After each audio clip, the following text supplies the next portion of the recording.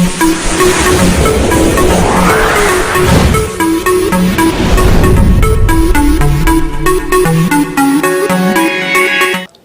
M नफीस सलमानी, आप देख रहे हैं भारत न्यूज में। आपको बताता चलूं, आज मैं आपको एक ऐसी खबर दिखा रहा हूं जिसको देखकर आप हैरत में पड़ जाएंगे। क्या कोई गांव ऐसा भी हो सकता है जहां पर भाई पूरी तरह से जब दोनों समुदाय एकजुट हैं और फिर क्यों दिक्कत आ रही है। दिक्कत आप समझ जाएंगे जब मैं आपको बताता चला जाऊंगा। और ये खबर आखिर तक देखें और इसको शेयर भी करें, जिससे कि ग्रामवासियों की आपसी जो भाईचारा है वो बना रहे और गलत फहमी का कोई शिकार ना हो जाए।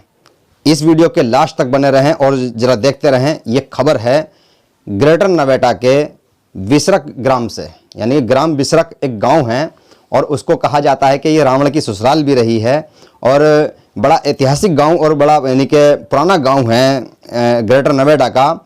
आबादी ज़्यादा नहीं है, पर हाँ मैं ये बताता चलूँ आपको कि एक ऐसा मामला निकल के सामने आया है कि जो आदमी की अंतिम यात्रा से जुड़ा है।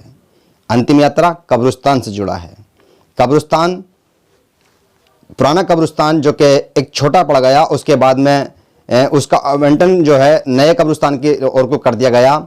दोनों समुदाय ये चाहते हैं कि ये कब्रिस्तान जो पुराना कब्रिस्तान था वो नए कब्रिस्तान में दफन हो लोग अब, और पुराना कब्रिस्तान को बंद कर दिया जाए। पर ऐसी क्या दिक्कत आ रही है, देखिए इसी खबर के अंदर।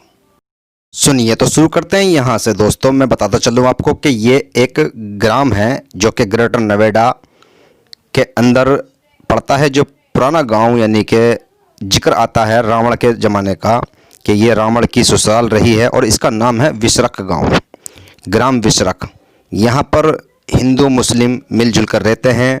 हम जो आपको वीडियो में दिखा रहे हैं ये कब्रिस्तान है जो कि कई वर्षों पुराना कब्रिस्तान है। यहाँ पर है, ज़्यादा बड़ा कब्रिस्तान नहीं है। कब्रें देख के आपको अंदाज़ा लगाया जा सकता है कि ये कब्रें पुरानी ज़माने की बनी हुई हैं और यहाँ पर जो रह रहे हैं लोग वो काफ़ी वर्षों से रह रहे हैं। सैफ़ी समाज व खान पठान और कई अन्य समाज भी यहाँ पर रहते हैं जो कि अलग अलग इलाकों से भी यहाँ पर आसपास के गाँवों में कब्र यानी कि कब्रिस्तान ना होने की वजह से यहाँ कब्र यानी कि कब्रें खुदती थीं। अब ये कब्रिस्तान छोटा पड़ गया। उसके बाद में ग्राम के ही लोगों ने मिलजुल कर यानी कि हिंदू मुसलमानों ने आपसी यानी कि भाईचारा बनाते हुए इस कब्रिस्तान का हल ढूंढा कि भाई चलिए ये कब्रिस्तान भर चुका है तो क्यों ना एक कब्रिस्तान बड़ा ले लिया जाए और गांव के बाहर ले लिया जाए, क्योंकि यहाँ आबादी आ चुकी है। आप देख सकते हैं कि किस तरह हमारे कैमरे में दिखाई दे रहा है कि मकान कब्रिस्तान के चारों ओर बन चुके हैं और ये कब्रिस्तान बीच आबादी में आ गया। गाँव का माहौल है, लोग डरते हैं, बच्चे खेलते कूदते हैं गलियों के अंदर तो कब्रिस्तान में भी पहुंच जाते हैं। तो इस वजह से कि भाई चलिए इसकी बाउंड्री करा देंगे और गांव के बाहर कब्रिस्तान ले लेंगे। ग्राम प्रधान ने अब से 14 वर्ष पहले इसकी अर्जी लगाई और गांव के ही लोगों ने लिख के दिया और मुस्लिमों के लिए एक नया कब्रिस्तान का इंतजाम करने की सोची। प्रशासन ने इस बात को मान लिया और मानने के बाद में पदाधिकरण जो कि नवेटा के अंदर काम करती है संस्था ज़मीन आवंटन करने के लिए, तो उसी संस्था ने ज़मीन की अर्जी ले ली। डीएम, एसीपी वगैरह सबके यानी कि मर्जी से एक कब्रिस्तान आवंटित कर दिया गया। पर आप जैसे इस पुरानी कब्रिस्तान की वीडियो देख रहे हैं, ये कब्रिस्तान लगभग मैं बताता चलूँगा पूरी बात आपको, ये लगभग कब्रिस्तान भर चुका और ये सारी बात प्रशासन को मालूम है। और हम आपको अगली वीडियो में ये भी दिखाना चाहेंगे कि किस तरह से एक नए कब्रिस्तान का जो कि अब वीडियो चल रही है वो नए कब्रिस्तान की आवंटित ज़मीन है। आप यहाँ पर जो देखेंगे ये सारा माजरा ये है कि पुराना कब्रिस्तान भरने के बाद में ये जगह जो आप अब देख रहे हैं ये नए कब्रिस्तान के लिए आवंटित की गई थी विकास प्राधिकरण की ओर से, यानी कि गौतम बुद्ध नगर की ओर से, कि चलिए अब मुस्लिमों को ये कब्रिस्तान दिया जाता है। यहाँ पर आसपास ऊंची ऊंची बिल्डिंगें बन चुकी हैं पर प्राधिकरण ने कब्रिस्तान के लिए कहीं जगह कोई नहीं बनाई, मस्जिद के लिए कोई जगह नहीं बनाई। तो ये जगह जो बनी है कब्रिस्तान व मस्जिद के इरादे से यहाँ पर दे दी गई कि चलिए मुस्लिमों के लिए यहाँ पर इंतज़ाम जगह का हो जाएगा। पर सबसे बड़ी दिक्कत जो आ रही है वो दिक्कत आ रही है इस पर कब्जे को लेकर। यानी कि मुसलमान जब कभी मुस्लिमों में किसी का इंतकाल यानी कि कोई मौत हो जाती है तब वो दफन करने के लिए इस कब्रिस्तान में पहुँचते हैं।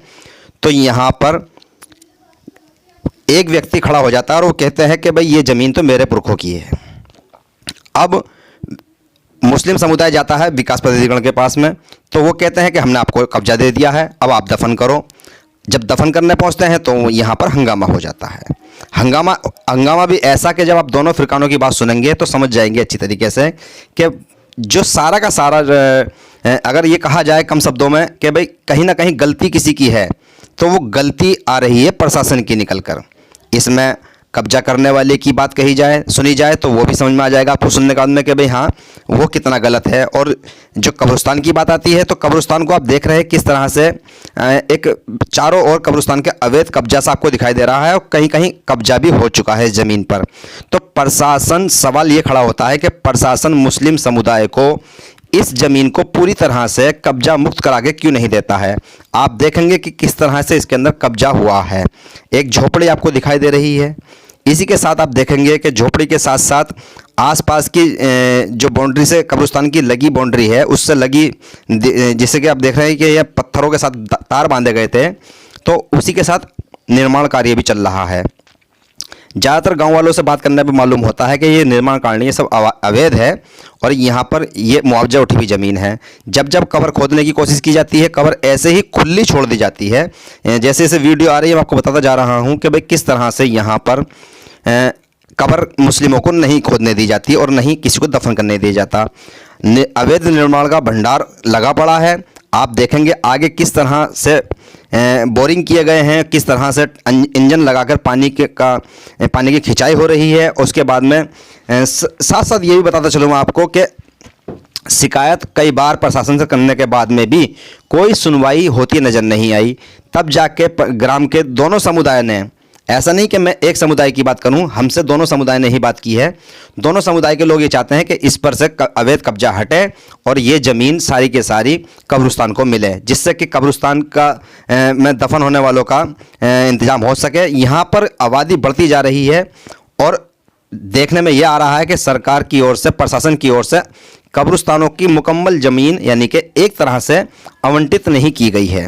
ज़्यादातर गांव वालों की शिकायत यही है कि पुराना कब्रिस्तान भर चुका है, नए कब्रिस्तान की ज़मीन जब मिल चुकी है तो इस पर कब्जा यानी कि कब्जा क्यों नहीं होने दिया जा रहा मुसलमानों का।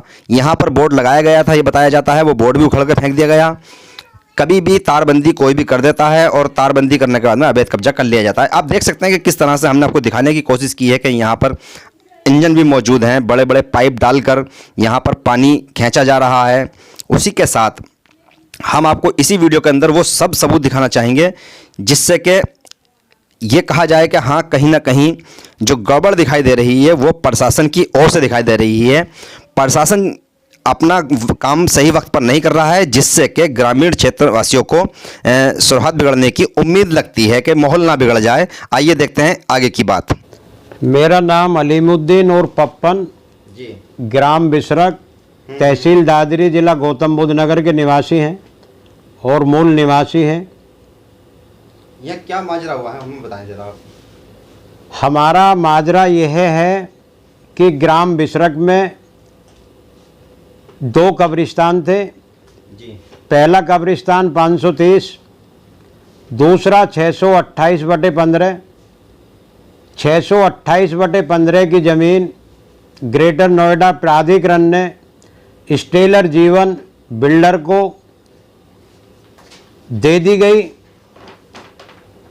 उसके बदले में प्राधिकरण के द्वारा मुस्लिम समाज के लिए कब्रिस्तान 535-536 में अलॉटमेंट किए गए। वहाँ पर लगने के बाद में कुछ गांव के आबादी वाले लोगों ने, जो आबादी बनी हुई है पुराने कब्रिस्तान के पास, कि आने वाले समय में और आबादी भाई यहाँ बढ़ेगी, यहाँ पर हमारे बच्चे डरते हैं, यहाँ से इस कब्रिस्तान को और तीसरी जगह भाई ट्रांसफ़र करा लो, अभी तो प्राधिकरण के पास ज़मीन है। वो आपत्ति ग्रेटर नोएडा प्राधिकरण में गांव के कुछ लोगों ने दर्ज की, जिस पर एक्शन हुआ। प्राधिकरण ने उस कब्रिस्तान को 535 और 36 में से तीसरी जगह शिफ्ट खसरा नंबर 104, 105 में शिफ्ट कर दिया गया। शिफ्ट करने के बाद में प्राधिकरण ने उस जमीन पर 2016 में कब्जा ले लिया गया और तार फेंसिंग करा दी गई। एक प्राधिकरण के ही द्वारा टेंडर हुआ था 4,90,000 रुपये का तार फेंसिंग का और सूचना बोर्ड का। इसके बीच में कुछ समय प्राधिकरण से पेड़ लगाने के लिए कब्रिस्तान में मतलब कब्रिस्तान के लिए मिले थे। उसमें पेड़ लगाने के लिए 15 अगस्त का दिन के लिए निर्धारित किया गया।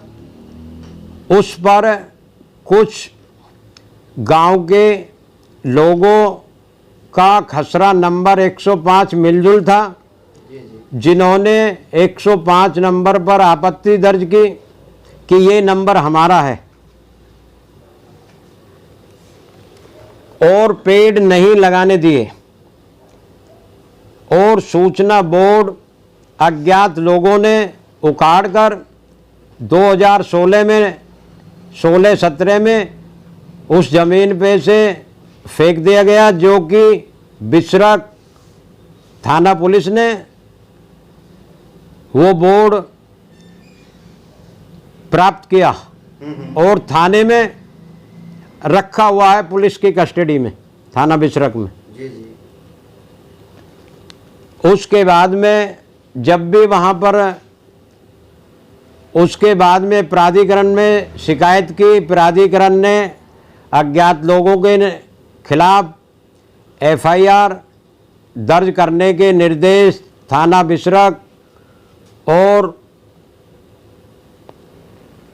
हमारे जो मतलब SP आ रहे थे उनके लिए आदेश, पुलिस अधीक्षक के लिए आदेश जारी किया। उस पर किसी भी आदमी को गिरफ्तार नहीं किया गया। उसके बाद में हमारे एक बुजुर्ग का इंतकाल हो गया। उस टाइम भी नए वाले कब्रिस्तान में कब्र खोदी गई, तो दफनाने के लिए कुछ लोगों ने मना कर दिया। वहाँ से पुराने में लाए दफनाने के लिए। मेरा एक सवाल ये है कि किन लोगों ने मना किया, कौन लोग थे, पहचानते हैं आप उनको? उन लोगों ने मतलब मना किया जो कि अपनी भूमि 105 में मतलब बताते हैं। उनका नाम जगपाल और जी दीपक भाटी, सुरेंद्र और विजेंद्र, हरि, ये सभी परिवार के लोग आदि इकट्ठे हो गए। तो ये जमीन अपनी बताते हैं ये लोग? ये जमीन अपनी 105 नंबर मिलजुल अपनी बताते हैं। अच्छा, तो इसमें प्रशासन ने क्या किया? प्रशासन ने उस टाइम उन बुजुर्ग जो बाबा थे उनकी कब्र को पुराने कब्रिस्तानों में दफनवा दिया गया और 4 दिन का अल्टीमेटम में 4 दिन में तुम्हारा कब्रिस्तान का निस्तारण कर दिया जाएगा। मौके पर पुलिस प्रशासन, SDM महोदय दादरी और जनमान लोग इकट्ठे हुए थे।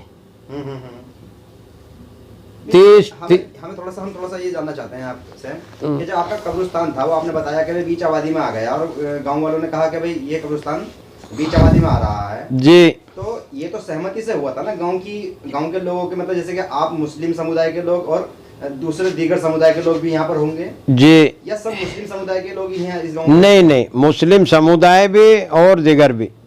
हाँ जी। आपसी सहमति से हुआ था ना ये? तो आपसी सहमति से जो मतलब जब सहमति आप लोगों की बन गई जी, तो फिर वहाँ दिक्कत जो आ रही है उसमें क्या दिक्कत आ रही है? प्रशासन उसमें सहयोग कर रहा है, नहीं कर रहा है आपका? प्रशासन उसमें ग्रेटर नोएडा प्राधिकरण के पास मतलब शिकायत जाती है, वो आते हैं जी। और निस्तारण क्लियर नहीं हो पाता, नहीं कर रहे।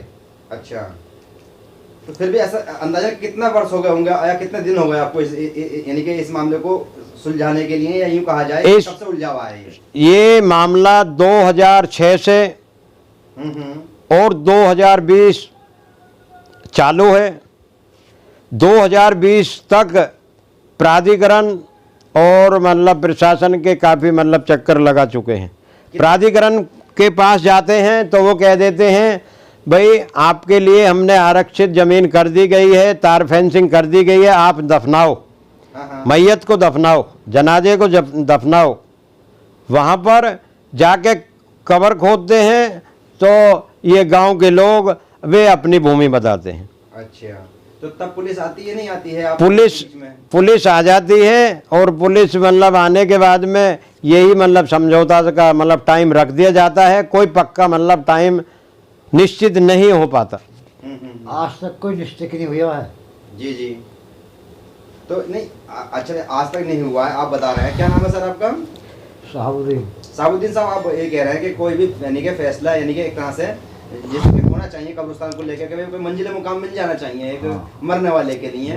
तो जैसे गांव में बीच में आबादी में आ गया, वो गांव का और गांव के अंदर दोनों समुदायों के बीच में बैठ के बातचीत हो गई, आपको कब्रिस्तान बाहर मिल गया।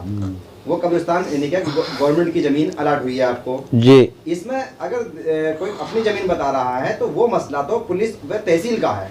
इसमें आपको कौन रोकने वाला है जब आपके हाथ में पेपर दे दिए? सुन लो जी, जी उसमें मतलब मसला ये आ जाता है, हम प्राधिकरण के पास जाते हैं तो प्राधिकरण कह देता है डूब क्षेत्र में, प्राधिकरण तो कह देता है हमने आपके कब्रिस्तान लगा दिए। जी जी, इसकी पैमाइश एसडीएम दादरी महोदय और दोनों ही टीम निश्चित मतलब जो करेंगे, क्योंकि डूब क्षेत्र की ज़मीन प्राधिकरण ने 70% एक बार कर ली है, 30% बाकी है।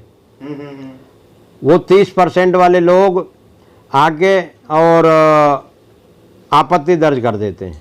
अच्छा यानी कि प्रशासन से क्या चाहते हैं आप? प्रशासन से हम ये चाहते हैं कि हमारा निस्तारण कब्रिस्तान का कहते अलग कर दिया जाए। निस्तारण कर दिया जाए, जो कि मुस्लिम समाज के लोगों के लिए ये दहशत और दिक्कत ना बने। कितने लोग अंदाजन गांव में होंगे और आसपास के इलाके में जो उस कब्रिस्तान पर यानी कि कब्रिस्तान में जाना चाहते हैं बाद मरने के?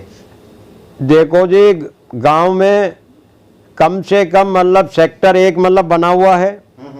सेक्टर 1 में कम से कम 1000 आदमियों की आबादी है जी। जब कोई उनका इंतकाल हो जाता है तो वो मेरे पास आते हैं और आने के बाद में बीच गांव में दफनाने के लिए जाते हैं तो बीच गांव वाले मतलब मने करते हैं, आबादी वाले, भाई तुम्हें नए मिल गए, नए में दफनाओ। नए में कब्र खोदते हैं तो वे आके मने कर देते हैं। ऐसा कई बार मतलब दफनाने के लिए मैयत को बड़ी दिक्कत उठानी पड़ रही है। तो बहरहाल फिर भी गांव में तो सहमति है ना आपके? गांव के लोगों की सहमति है। सहमति के आधार तो प्रशासन की ओर से गांव वाले 80% 90% लोग हमारे साथ हैं। पुलिस प्रशासन को भी सूचना देते हैं, वो भी हमारे साथ है, खबर देते नहीं आ जाते हैं, पर यह है आपसी कोई विवाद नहीं हो। पर क्लियर नहीं हो रहा है पूरी तरह से? पूरी तरह से क्लियर नहीं हो रहा। वे कहते हैं, प्राधिकरण कहता कि क्लियर हमने कर दिया। प्राधिकरण के द्वारा सूचना के द्वारा जवाब मांगा गया था। प्राधिकरण ने सूचना में लिख के दे दिया कि आप पूर्ण रूप से स्वतंत्र हो खसरा नंबर 104 105 में अपनी मैयत को दफनाने के लिए। हमें ऐसी परेशानी कभी नहीं आई। ग्राम प्रधान ने भी इस संपर्क में कब्रिस्तान के मैटर में खूब सहयोग करा था। उनका क्या नाम है?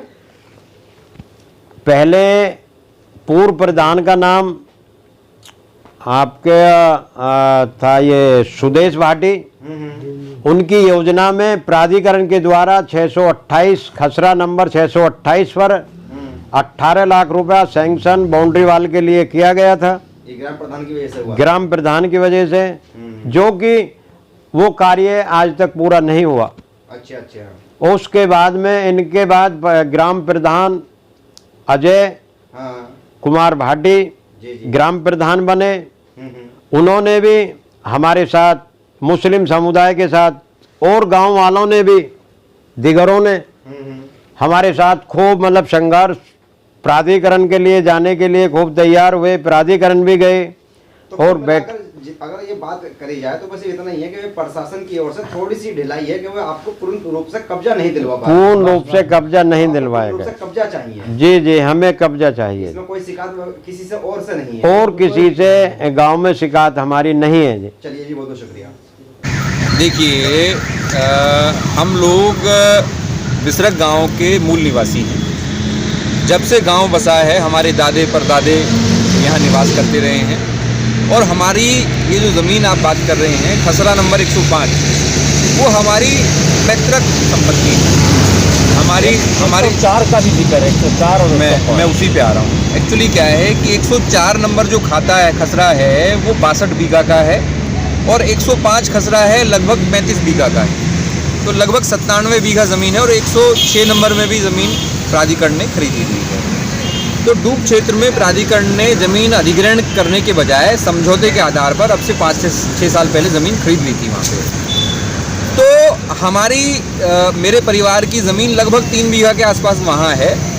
उसी पे हमारा कब्जा, एक हमारा कमरा लगभग 20 साल पुराना वहाँ बना हुआ है, और वहाँ हमारी ट्यूबवेल भी है। एक सेकंड सर, वो जो 104-5 में जो आपकी ज़मीन है, तो प्राधिकरण ने जब वो पूरा खरीद लिया 97 बीघा, तो उसमें आपके 3 बीघा इंक्लूड नहीं, उसमें हमारी 3 बीघा इंक्लूड नहीं है। हमने अपनी ज़मीन प्राधिकरण को नहीं बेची है।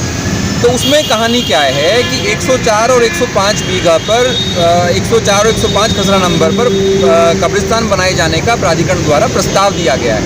कब्रिस्तान वहाँ अभी तक एस्टेब्लिश नहीं हुआ है। लीगली वो अलाउड नहीं है? नहीं, लीगली अलॉट है या नहीं है, लेकिन मेरी जानकारी में है कि वहाँ प्रस्ताव प्राधिकरण ने दिया है। लेकिन यदि लीगली अलॉट हो गया होता तो वहाँ जो कब्रिस्तान में जो प्रकृति होती है कब्रिस्तान की, कि वहाँ जो जिनकी मृत्यु हो जाती है उनको दफन करना होता है, तो वो शुरू हो गया होता।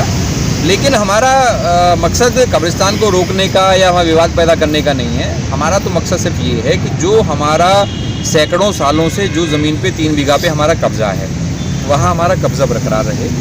और यदि प्राधिकरण के पास 97 बीघा ज़मीन है, हमारे पास सिर्फ 3 बीघा ज़मीन है, यदि प्राधिकरण को लगता है कि हमें जो है वहाँ से हटा करके कहीं और रीपजेस करना है, वहाँ से डिसपजेस करना है और कहीं रीपजेस करना है, तो प्राधिकरण के अधिकारियों का बहुत स्वागत है।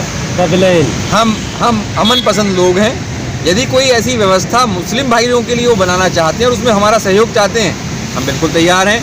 लेकिन हमारा कहना ये है कि हमारी 3 बीघा ज़मीन जो है उसका वो डिमार्केशन कर दें कि हमारी 3 बीघा ज़मीन 105 नंबर में जहाँ हम काबिज हैं, यदि वो हमें वहाँ से वो ज़मीन उनको ज़रूरी चाहिए और वहाँ से हमें थोड़ा बहुत डिस्पजेस करना चाहते हैं, लेकिन तार फेंसिंग हमारी बहुत पहले से हो रखी है। क्योंकि टूटती फूटती रहती है, तार लगता रहता है नया, ये सारी चीज़ें होती रहती हैं वहाँ। हमारा कहना ये है कि प्राधिकरण की जो ज़मीन है उस अधिकांश ज़मीन पर वहाँ लोकल कॉलोनाइजरों ने कब्जा कर लिया है, वहाँ अवैध कॉलोनी काटी जा रही है। तो यदि हम लोग यदि वहाँ कब्रिस्तान नहीं बनेगा, यदि हमारी ज़मीन का सीमांकन नहीं होगा, तो वहाँ सारी ज़मीन पर कॉलोनाइजरों का कब्जा हो जाएगा। न कब्रिस्तान को ज़मीन बचेगी, न हमारे लिए ज़मीन बचेगी। सर, आप सामाजिक कार्यकर्ता भी हैं और जिन शब्दों का आप प्रयोग कर रहे हैं, तो क्या आप जिनको चचा कहते हैं, पप्पन साहब का आप नाम ले रहे हैं, जो अगुवाई कर रहे हैं, एक ही परिवार तो है, तो क्या उनसे मिलकर आप प्राधिकरण को बिल्कुल आपने बहुत अच्छा सवाल आपने पूछा है। लेकिन क्या है कि चचा पप्पन को लगभग हमारा ये मामला, हमारी बातचीत, विवाद तो मैं नहीं कहूँगा इसको, हमारा जो ये वार्तालाप है या जो हमारी बातचीत है पिछले 6 साल से लगातार चल रही है। कई बार हमने उनको संपर्क किया, कई बार उनको कहा, मौके पर भी कई बार हमने कहा कि इसमें क्या है कि प्राधिकरण के पास बहुत ज़्यादा ज़मीन है और प्राधिकरण और हम ही पार्टी हैं। चाचा पप्पन उसमें पार्टी नहीं है। चाचा पप्पन एक सामाजिक कार्यकर्ता की हैसियत से पैरोकारी कर रहे हैं, उनको करना चाहिए। मैं अपनी ज़मीन की पैरोकारी करना चाहिए। हाँ, नहीं, हम भी कर रहे हैं। तो हमारा कहना ये है कि भाई प्राधिकरण पे, और ये तय हुआ है कल वहाँ बैठ कर के तय हुआ है कि भाई देखिए, प्राधिकरण के अधिकारी यहाँ आए और सीमांकन, मूल्यांकन जो भी वहाँ ज़मीन का है होगा, चिन्हांकन, वो हो जाएगा, और जहाँ कब्रिस्तान बनना है वहाँ कब्रिस्तान बन जाएगा। हम इस चीज़ के लिए भी तैयार हैं कि जो हमारा सैकड़ों साल का कब्ज़ा है, यदि कब्रिस्तान बसाने के लिए हमें थोड़ा बहुत दाएं बाएं खिसकने की आवश्यकता होती है, तो हम लोग 100% तैयार हैं। आप अगर मुआवजे की का प्रस्ताव आ जाए प्राधिकरण की? मुआवजा, चूंकि देखिए ऐसा है कि सारी ज़मीनें तो ज़मीन अधिग्रहण के माध्यम से प्राधिकरण ने हमसे हथिया ली हैं। उन पे आज भी बहुत बड़ा विवाद चल रहा है। आज ही हमारे गांव में इसको लेकर के पंचायत। मुआवजा देखिए, जो हमारी आबादी की ज़मीनें थी, यदि प्राधिकरण उनको भी ले लेगा तो हमारी पीढ़ियां, हमारे बच्चे कहाँ बसेंगे, क्या काम करेंगे हम लोग? भाई साहब, है ना, खेती किसानी वाले लोग हैं हम, बनिया लोग तो है नहीं कि भाई कहीं व्यापार कर लिया, कहीं ऐसा काम कर लिया। खेती किसानी तो कर सकते हैं, भैंस पाल सकते हैं, दूध बेच सकते हैं। तो वो ज़मीन जो है, चूँकि प्राधिकरण के पास ऑलरेडी वहाँ 97 बीघा ज़मीन है, तो हमारी 3 बीघा ज़मीन को यदि उनको वहाँ से थोड़ा सा एडजस्ट भी करना पड़ेगा तो हम अपना सैकड़ों साल का कब्ज़ा छोड़ने को तैयार हैं। जो हमारे मुसलमान भाई हैं, वो हमारा परिवार है गाँव का, हम तो उनकी गोद में खेले हैं। आप पढ़े लिखे हैं, हाँ, और मैं समझता हूँ कि प्राधिकरण के एक एक गतिविधि को आप समझते हो। जी जी जी 2014 में कहा जा रहा है, जी हालांकि अभी पूरा अध्ययन मैंने भी नहीं किया, जी जी कि अलाउट किया गया। जी आप कह रहे हैं कि वो प्रस्तावित है, बोर्ड से पारित नहीं है। जी। आपकी बात को काटा नहीं जा जी, जी। सकता। तो क्या इसमें आपके सहयोग से ये जो मिसअंडरस्टैंडिंग, अब इसको डिस्प्यूट हम नहीं मानते, जी, जी, जी। आपकी बातों से स्पष्ट हो गया कि डिस्प्यूट नहीं कहा जाए, डिस्प्यूट। मिसअंडरस्टैंडिंग खत्म नहीं हो सकता? देखिए, प्रस्तावित है या अनुमोदित है, हमारा इससे कोई लेना देना नहीं है। हम तो कह रहे हैं कि वहाँ बन जाए, प्रस्तावित है और अनुमोदित भी हो जाए, हमें कोई तकलीफ नहीं है। वहाँ बने, हमें कोई तकलीफ नहीं है। लेकिन मैंने अपने स्तर से कई बार प्रयास किया है, प्राधिकरण के जो उच्चाधिकारी हैं उन तक भी हमने निवेदन किया है कि ये मामला वहाँ है। और कई बार सिचुएशन ऐसी बनती है कि हम और चाचा पप्पन तो समझदार लोग हैं, लेकिन कई बार दाएं बाएं से ऐसे लोगों के आने की आशंका रहती है जो वहाँ का माहौल ख़राब कर सकते हैं। आज तक नहीं हुआ, आगे भी नहीं होने देंगे। लेकिन इस स्थिति से बचने के लिए कल वहाँ के जो लोकल SHO हैं उन्होंने बहुत अच्छे तरीके से तुरंत एक्शन लेते हुए तहसीलदार साहब से बात करी।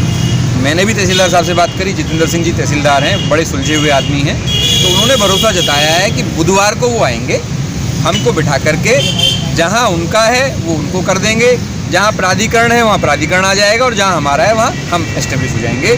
लेकिन मैंने भरोसा दिलाया है लोकल पुलिस को भी और प्राधिकरण को भी कि यदि थोड़ा बहुत यदि हमें आप चेंज करोगे, हम तैयार हैं। लेकिन ये जो एक स्थिति है, ना ये विवाद है ना ये मनमुटाव है, ये एक सिचुएशन है। इस सिचुएशन को आप बहुत जल्दी से जल्दी इसको टैकल करके और इसको ठीक लालिन साहब से जब बात हमारी हुई तो उन्होंने भी आपके विषय में बहुत ही सकारात्मक बातें रखी हैं। उन्होंने विवाद शब्द का प्रयोग नहीं किया। विवाद नहीं है, विवाद उन्होंने भी ये बातें मानी हैं कि कहीं ना कहीं वो प्राधिकरण की सुस्ती के कारण ये कुछ हुआ है कहने पर। लेकिन एक आरोप है, जी बताइए। वो ये था कि प्राधिकरण ने उसे बाज़ाब्ता घेराबंदी जो तार से जिस तरह से होता है वो कर और बोर्ड लगा कर दिया था। दरअसल ऐसा है भाई साहब कि वहाँ खेती हो रही है और जो बोर्ड लगाया था, मेरे ख्याल से मैंने तो बोर्ड देखा नहीं, लेकिन शायद पीछे की तरफ कहीं बोर्ड लगाया था। लेकिन ट्रैक्टर चलता है, ये होता है वो होता है, तो हो सकता है बोर्ड उनका गिर गया हो। तार फेंसिंग भी पीछे हो रखी है, आप देखें, यदि आप मौके पे गए होंगे तो वहाँ सीमेंट के खंभे हैं, वहाँ तार फेंसिंग भी पीछे की तरफ हो रखी है। लेकिन इसका मतलब ये नहीं है कि प्राधिकरण ने जो तार फेंसिंग कर दी, प्राधिकरण ने जो ठीक कर दिया, जो बोर्ड लगा दिया वो सही है। प्राधिकरण को ऐसा लगता होगा कि ये 100% ज़मीन प्राधिकरण के अंडर में है, लेकिन जब हमारे द्वारा संज्ञान में लाया गया कि साहब ये 100% ज़मीन इन खसरों की आपके अंडर में नहीं है, हमने अपनी ज़मीन आपको बेची नहीं, तो उसके बाद से प्राधिकरण ने हमें एंटरटेन किया, हमारी एप्लीकेशन को देखा और हमें पहले भी भरोसा जताया कि जल्दी से जल्दी हम इसको करेंगे। बड़ा तो क्लियर स्टैंड है आपका, कहीं कोई परेशानी नहीं है। हाँ, नहीं, पर एक उम्मीद आपसे की जा सकती है, मैं समझता हूँ विश्वास के साथ, जी, कि अपने लिए तो सभी लोग काम करते हैं। जी जी आपने अपनी ज़मीन तो प्राप्त कर ली, वो आपका वाजिब हक भी है, पैतृक भूमि है, लेकिन क्या एक समुदाय विशेष के लिए आपकी ओर से 2 कदम बढ़ने का प्रयास किया जाएगा उनको कुछ दिलाने के लिए? देखिए, प्रयास मैंने अभी बार बार, कितनी बार मैंने आपको कहा कि मेरा जो 100 साल की बाप दादा की प्रॉपर्टी है, यदि प्राधिकरण और स्थानीय प्रशासन मिलकर के ये कहता है कि भैया आप यहाँ के कब्जेदार हो, आप यहाँ के मालिक हो, लेकिन व्यवस्था ये बनानी है दूसरे समुदाय के लिए कि आपको यहाँ से 50 फीट, 100 फीट, 200 फीट सरकना है, क्योंकि वहाँ अगल बगल सारी प्राधिकरण की ज़मीन है, हमको सरकाया जा सकता है। यदि इस तरह का प्रस्ताव आएगा तो हम लोग सकारात्मक रहेंगे और हम लोग उसमें किसी भी तरह का विवाद या किसी भी तरह की हठधर्मिता बिल्कुल हमारी तरफ से नहीं होगी। जैसा व्यवस्था वहाँ बनाने का प्रयास किया जाएगा, हमारा पूर्ण सहयोग रहेगा वहाँ कब्रिस्तान बने। चूँकि प्रस्ताव प्राधिकरण का है, हमारी नॉलेज में है, वो किस अवस्था में है, किस स्टेज में है, वो हमें पता नहीं है, प्राधिकरण के अधिकारी बेहतर बता पाएंगे। लेकिन यदि हम लोगों से सार्थक सहयोग की अपेक्षा की जाएगी तो हम लोग तत्पर रहेंगे, 100% खड़े रहेंगे। और यदि थोड़ा बहुत हमारे सहयोग की उसमें आवश्यकता पड़ेगी मैदानी रूप से, है ना, नैतिक रूप से तो हम सहयोग में हैं ही हैं, लेकिन मौके पे भौतिक रूप से यदि थोड़ा बहुत एडजस्टमेंट की आवश्यकता पड़ेगी, कहीं रास्ता छोड़ने की बात आएगी, कहीं थोड़ा बहुत खिसकने की बात आएगी, तो हम लोग अक्षरतः 100% तैयार हैं, क्योंकि वो हमारा परिवार है और हम लोग उनके साथ हैं। तो दोनों फिरकानों की बात आपने अच्छी तरह से सुन ली होगी। पप्पन क्या कहते हैं और दीपक भाटी क्या कहते हैं। दोनों में कोई भी आपसी विवाद नहीं है। जो भी विवाद है वो विवाद खड़ा हो रहा है सिर्फ प्रशासन की वजह से, यानी कि विकास प्राधिकरण जो अफसर हैं वो दोनों को बिठाकर ये नहीं समझा पा रहे हैं कि तेरी ज़मीन कहाँ है और तुम्हारी ज़मीन कहाँ है। यानी कि एक परिवार की ज़मीन मारी जा रही है और एक समुदाय की ज़मीन जो कि इंतज़ार कर रही है कब्र खोदने के लिए, और पूरा समुदाय चाहता है कि भाई उनका कब्रिस्तान वो जल्दी से जल्दी इस्तेमाल में आए। क्योंकि ये भी एक बात देखने की है कि पुराना गांव है भाई, गांव तो पुराना है बिशरख, पर बिशरख के आसपास जो अब से 14, 15 साल, 20 साल पहले आबादी नहीं थी, आज वो वहां पर आबादी इतनी बढ़ चुकी है कि बिल्डिंगें खड़ी हो गई हैं। कोई 20 माला बिल्डिंग है, कोई 30 माला, कोई 25 माला, कोई 15 माला बिल्डिंग है। बड़ी बड़ी सोसाइटियां बन चुकी हैं, फ्लैट ही फ्लैट नजर आते हैं आपको ग्रेटर नोएडा बिशरख ग्राम के आसपास। और उन फ्लैटों के अंदर ऐसा नहीं कि मुस्लिमों की संख्या कम है, मुस्लिमों की भी भारी संख्या है। अब वो अपनी डेड बॉडी को कहां लेके जाएंगे। अगर उनके पास कब्रिस्तान का इंतजाम हो गया होता तो ऐसा नहीं कि गांव वाले उसमें दफन नहीं कर रहे होते, अगर यही इंतजाम सोसाइटी वाले कर देते, पर ऐसा सोसाइटी वालों ने भी नहीं किया। यानी कि जो बिल्डर लॉबी है, बिल्डर लॉबी ने भी कब्रिस्तान, मस्जिद, मंदिरों का इंतजाम नहीं किया है, इसलिए वहां पर आपसी मतभेद पैदा होने का खतरा है। तो इस खबर को समझने की जरूरत है आला अधिकारियों को, प्रशासन को, जिससे कि ऐसा कोई माहौल ना बिगड़ जाए जिसको ये कहना पड़े कि हाँ हो गई फिर हिंदू मुस्लिम। तो दरअसल गांव तो चाहता ही नहीं है, गांव के लोग चाहते ही नहीं है कि कोई हिंदू मुस्लिम या कोई ऐसा विवाद पैदा हो जाए जिससे कि लोगों में आपसी भाईचारा खत्म हो जाए। यहाँ के तो बिशरख गांव के तो लोग आपस में भाईचारा बनाकर रहना चाहते हैं, पर ज़रूरत है प्रशासन को जागने की। मैं एम नफीस सलमानी, आप देख रहे थे भारत न्यूज।